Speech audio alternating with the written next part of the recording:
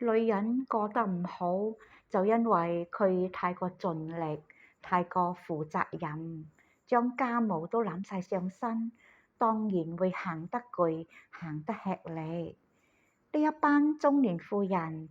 幾擔心啲仔女食唔好，着唔亂，又驚啲仔女輸在起跑線，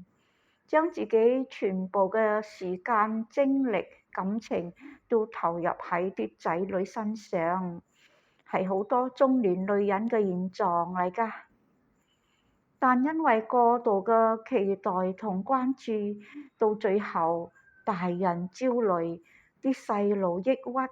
一家人都唔好過。一個媽媽為咗教育好啲仔女，投入咗100%嘅精力。自細啲仔女食嘅、着嘅、用嘅，全部都精細化安排。啲仔女幾時返興趣班，上啲咩興趣班，佢都要按照專業指導嚟操作㗎喎。佢會緊緊盯實啲仔女嘅每一個錯誤，一旦佢哋未達預期，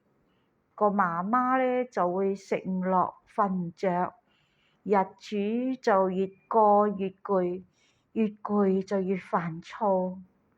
結果整個家庭就瀰漫住一觸即發嘅火藥味。